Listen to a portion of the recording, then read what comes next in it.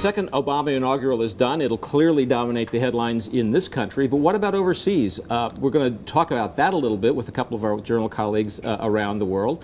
Bruce Arwal from London and Sam Schechner from Paris. Bruce, I think we'll start with you. Thanks for being with us. Thank you. So not heavy on, you heard the speech, not heavy on foreign policy, but there was talk about the U.S. anchoring alliances in every corner of the globe. I guess at a time when people wonder, is the U.S. leading from in front or leading from behind, what do you think the reaction is going to be?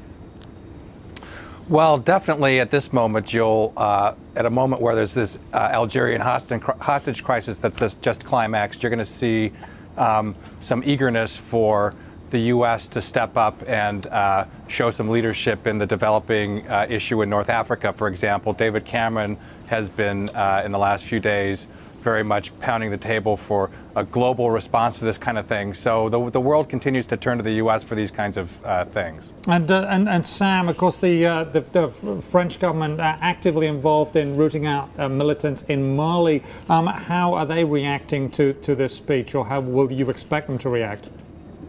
Well, I mean, I think there's already been a little bit of tension that we've seen. You know, the U.S. is providing some logistical support, but you see that there's people in the French government who believe that they should provide more.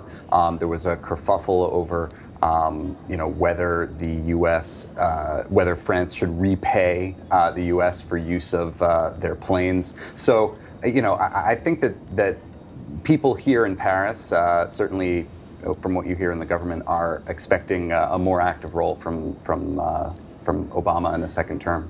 Bruce, you know, I wonder if this entire mess in Africa that we're talking about now, a problem in Mali, problem in Algeria, obviously that was huge, previously a problem in Libya, is having a kind of a salutary effect, and it's convincing people in Europe and the U.S. that they're still bonded together and they can't really act alone. And that may have been the backdrop of what President Obama just said. Definitely. The U.S. and the U.K., the U.K. side particularly, still loves to talk about the special relationship and how close they are. David Cameron rarely misses an opportunity to talk about how close he is to Barack Obama when prompted. Okay, back to Sam now.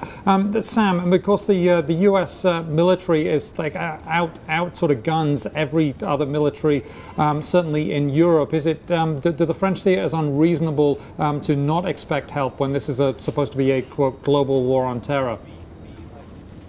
Unreasonable to not expect. I mean, I think that the French definitely feel proud of the fact that they're leading this operation, but I do think that they want help from their allies. And you know, when it comes to Mali, there's questions of the help from neighboring nations, whether that will you know, prove sufficient. But I think it's interesting, at least the rhetoric around the speech. It obviously was covered pretty significantly here.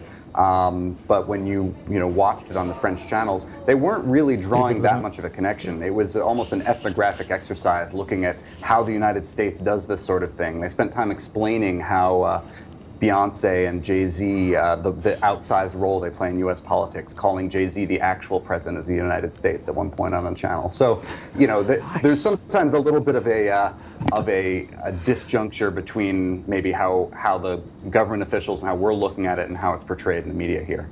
Okay, Sam, I think something lost in the Jay-Z translation a little bit there. So anyway, thanks for joining us, Sam and Bruce. Appreciate it very much.